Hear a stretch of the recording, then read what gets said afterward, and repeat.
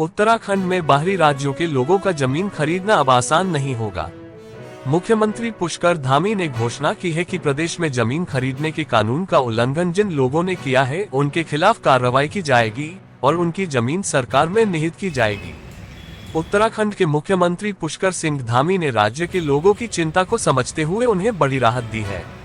मुख्यमंत्री ने बताया कि लंबे समय से प्रदेश में भू कानून की मांग चली आ रही है, जिस पर सरकार लगातार काम कर रही है। मुख्यमंत्री पुष्कर सिंह धामी ने कहा कि प्रदेश के बाहर के लोग उत्तराखंड में नगर निकाय की सीमा से बाहर 250 वर्ग मीटर जमीन खरीद सकते हैं, लेकिन ये देखा गया है कि कई लोगों ने इस कानून का उल्लंघन किया है, जिनके खिलाफ सरकार अब कार्रवाई करने जा रही है। ऐसे लोगों की जमीनों को सरकार में निहित किया जाएगा। मुख्यमंत्री सिंह पुष्कर धामी ने जानकारी देते हुए बताया कि उत्तराखंड के बाहर के लोग एक परिवार से केवल एक ही व्यक्ति 250 वर्ग मीटर जमीन खरीद सकता है, जिसका कानून पूर्व से चला आ रहा है। लेकिन ऐसे कई मामले सामने आए हैं जहां एक परिवार से कई लोगों ने अलग अलग नामों से कई जगह जमीन खरीदी है। सरकार ऐसे लोगों की जांच कर रही है और उनके खिलाफ कार्रवाई करेगी। मुख्यमंत्री पुष्कर सिंह धामी ने बताया कि उत्तराखंड का मूल स्वरूप बिगड़ने नहीं दिया जाएगा। राज्य में निवेश करने के लिए जो लोग आना चाहते हैं उन्हें किसी तरह की परेशानी नहीं होगी, लेकिन ऐसे लोग जो भू माफिया हैं या राज्य के बाहर से आकर जमीनों की खरीद फरोख्त कर रहे हैं, उनके खिलाफ कड़ी कार्रवाई की जाएगी। उसमें है कि उत्तराखंड के अंदर एक कानून हमारे यहाँ पर प्रचलित है। उसमें जो नगर निकाय क्षेत्र से बाहर है, जिसमें 250 वर्ग मीटर भूमि कोई भी बिना अनुमति के खरीद सकता है। एक ऐसा हमारे यहाँ पहले से इस प्रकार का प्रावधान बना हुआ है, लेकिन इसमें संज्ञान में आया है कि ये कानून बनने के बाद बहुत सारे लोगों ने अपने ही परिवार के अलग अलग नामों से कई सारे भूखंड खरीद लिए हैं, जो कि इन प्रावधानों को जिन उद्देश्यों के साथ इसका प्रावधान किया गया था उसके अंतर्गत नहीं आता है। और हम ऐसी सभी ज़मीनें जो इस प्रकार से खरीदी गई हैं उनका हम विवरण तैयार करा रहे हैं और ऐसे लोगों के विरुद्ध सख्त कार्रवाई की जाएगी। और जितनी भी ज़मीनें इस प्रकार की निकलेंगी, जिन्होंने जो प्रावधानों के अंतर्गत नहीं आते लेकिन ज़मीनें खरीदी हैं, वो सारी ज़मीनें राज्य सरकार में निहित की जाएंगी। इसके साथ साथ मैं एक बात और आप सबसे लोगों से कहना चाहता हूँ, आप सबके माध्यम से सभी से कहना चाहता हूँ कि उत्तराखंड का मूल स्वरूप बचाने के उद्देश्य से उठाए जा रहे ये कदम, इन कदमों से किसी भी ऐसे व्यक्ति या उन संस्थाओं को परेशान होने की आवश्यकता नहीं है जो निवेश करना चाहते हैं, अपना उद्योग लगाना चाहते हैं। पर्यटन, शिक्षा, उद्योग, व्यापार आदि विभिन्न क्षेत्रों में जिससे रोजगार का सृजन होता है, हमारी अर्थव्यवस्था सुदृढ़ होती है, उनको बिल्कुल भी इसमें कतई चिंतित होने की आवश्यकता नहीं है कि उनको किसी प्रकार से इसका प्रभाव होने वाला है।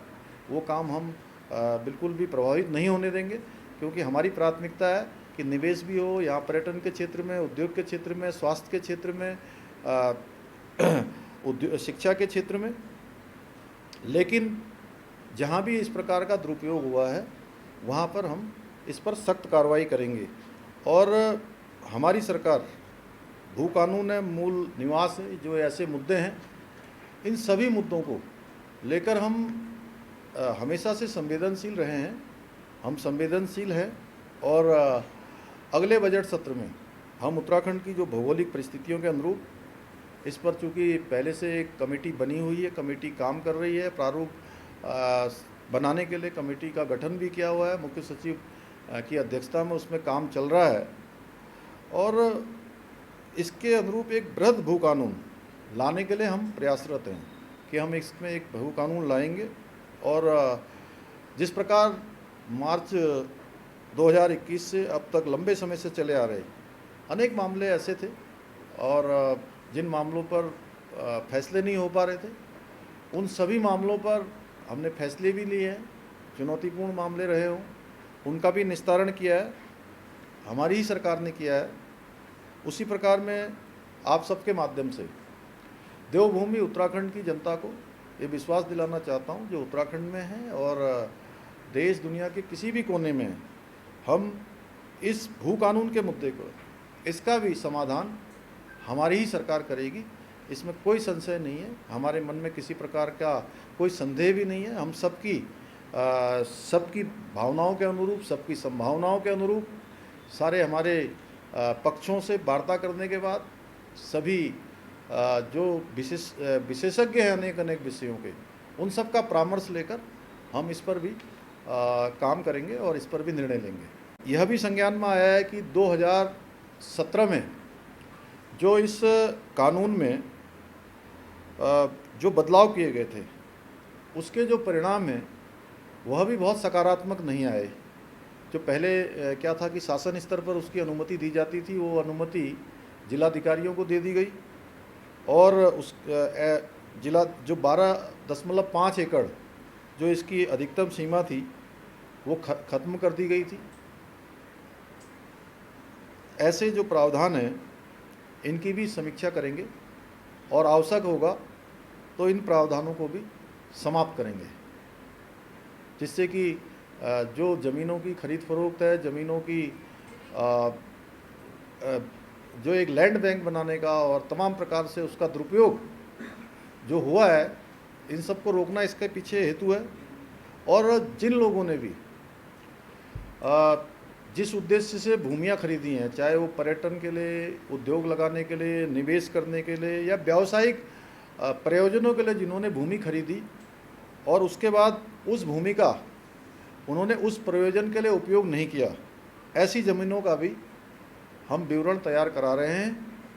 और ऐसे लोगों के विरुद्ध भी जिन्होंने जिस प्रयोजन से भूमि खरीदी और उसका उपयोग नहीं किया, उनके खिलाफ भी सख्त कार्रवाई की जाएगी और ऐसी ज़मीनें भी राज्य सरकार में निहित की जाएंगी। जो है कि जैसे आप हैं, आपकी धर्मपत्नी हैं या आपके बच्चे हैं जो कमाते नहीं हैं, जो आपके ऊपर आश्रित हैं, वह आपका परिवार की जो परिभाषा है और वो परिवार की परिभाषा के अंतर्गत जो लोग आते हैं वो 250 मीटर ले सकते हैं।